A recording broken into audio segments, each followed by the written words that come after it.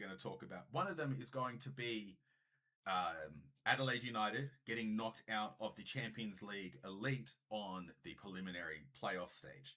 Now, for me, is something that is somewhat disappointing. And I say that with a lot of love. I say the result there is disappointing, not necessarily from the fact that we lost to Hanoi, was it Chunhan Hanoi, which was the Vietnamese champions. It's not so much that they lost to them, it's the attitude of Adelaide United and the Australian football fan psyche going into the game. A lot of fans saw that they were versing. I almost said we. I'm a Sydney FC boy. You can see it up on the wall behind me. So the perennial underachievers in Asia. I said fucking Europe. In Asia, the perennial underachievers. I don't think Sydney FC's ever performed well on the continental stage, unless you count Oceania, in which case we are the only A-League Oceania club champion. But that's not Asian football. We're not talking about that today. So Adelaide United were up against Hanoi. Now, no one really knew anything about them. And the fan base going into this particular game had this opinion that Adelaide United would just steamroll over the top of the Hanoi players. That didn't actually end up happening at all. And if you really think about it, when you watch that game, you can't actually see Adelaide trouble Hanoi at all. Chunhan Hanoi. You can't see them troubling them really at all through the entirety of the match. And that says a lot. One, it says a lot about Australian arrogance when it comes down to football within Asia. Most people will have a look at football in Asia and imagine that big fucking miss. You know, like this one again, that. People are going to look at Asian football and they're going to imagine that this is the quality of Asian football. Then it certainly doesn't help too when you watch games like the Hyundai Cup at the moment, which is an Eastern Asian football cup that's happening at the moment, and you see throws like this coming out of goal. That does very little to help show Australian fans that this is not a reflection of the overall quality of football in Asia. What we are seeing here are small, minute snippets of what that is, and a lot of Asian fans, a lot of A-League fans in particular, will look at Asia, and that's what they'll see. They'll see the bad throw. They'll see the throwing around on the grass. They won't ever see the fact that players, particularly in the Philippines, will be playing on a pitch that is so heavily waterlogged that the ball barely runs at all. If the water is so thick that as they step, it splashes, which is actually a gag I was going to use tonight, but I mind farted and didn't end up cutting the clip up, so I'm a bit dumb. Now, I have to express my frustration when it comes down to the attitude of Australian fans. And I say this with the utmost respect. And I know I said that before, but I'm just going to straight out say it. You have a double standard, and it shows that you know very little about Asian football. Anyone who's been paying attention to Asian football over the last 10 years can see that, especially in Southeast Asia, the development of these junior players, the junior development structure, and the way that they've been selling players into East Asia has been massive. For example, in Australia, we see football as a very Eurocentric style game. That's what we're focused on. That's what we seem to care about. On the other hand, that is not where our focus should be. Yes, we want our players in Australia to get to a certain stature and then they're shipped off overseas.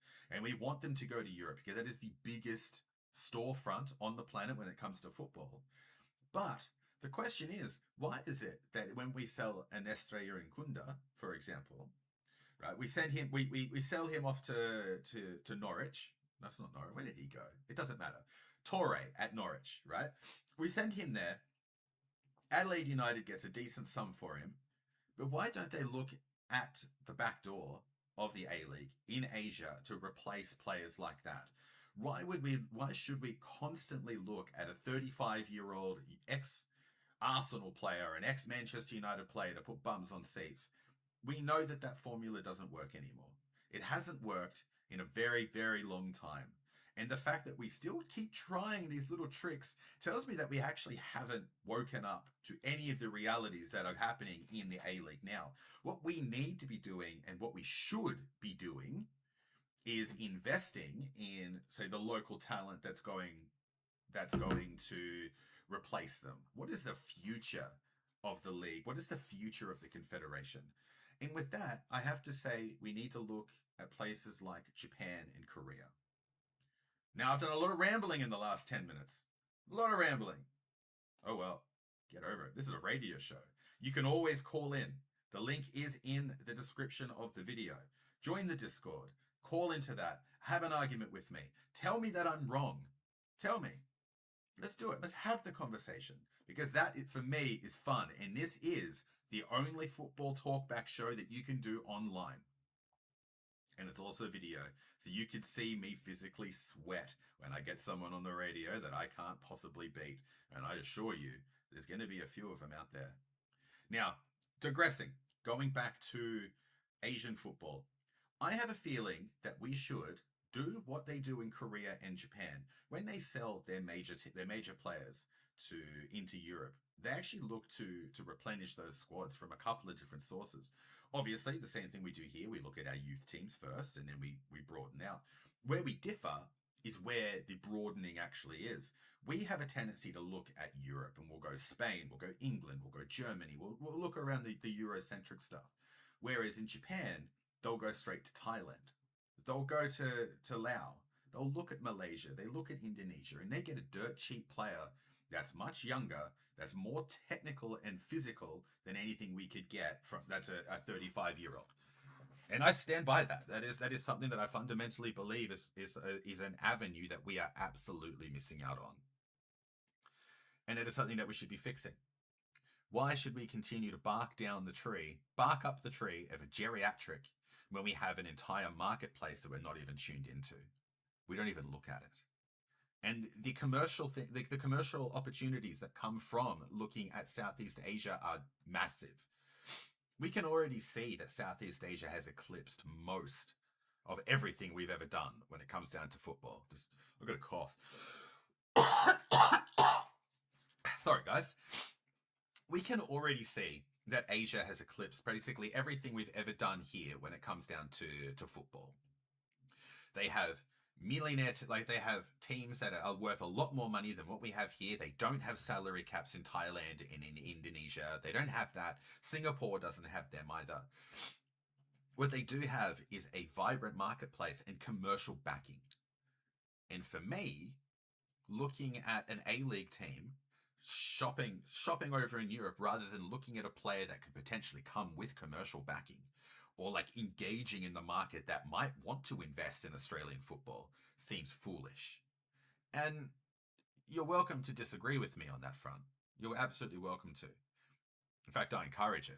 Tell me how wrong I am. But you'll never know because we don't do it. And how long is it going to be until we are completely frozen out of club football in Asia? You only have to go back 5 years, and we had 2 Champions League spots and a playoff spot. Now, if you look at the elite imagery when it decides it's gonna fucking show itself. Hang on, let's throw this up here. This is the Champions League elite participation clubs. This is for the East region. Now, as you can see, we have 1 Australian team in this. But there are 3 Thai teams. We have 1 Vietnamese team, the one who beat Adelaide United the other night in Kong An Hanoi. We also we see Beliam Football Club from Thailand. We have Port FC and Ratchaburi Football Club from Thailand. That's 3 from a market that we would actually perceive as a worse football nation than us. But the stats say otherwise. The stats say that Thailand is actually overstepping Australia. And I would be very interested to see how the current premiers, so the Jets, but their recruiting's been terrible, barring Joe Lolly, who is well past his prime. and injury prone, and how he's actually going to be able to help bring that side. But hey, look, they did take in old Paddy Wood, because we've got Wood for Wood. They did bring him through, the Jets did, so I'm looking forward to see him shank more goals. I'm just not convinced that the Jets are going to make it out of that group stage. I don't see it happening at all. And in saying that, I think it's time. My beautiful wife is telling me to tell her when it launches, and it's very clearly live, and she hasn't looked. Yes. After all, this is the test run. This is the first time that I've ever run this show live. That hasn't been pre-recorded, and I have to say, so far, the whole thing has been a little bit. It's been a little bit fucked, and I'm okay with that.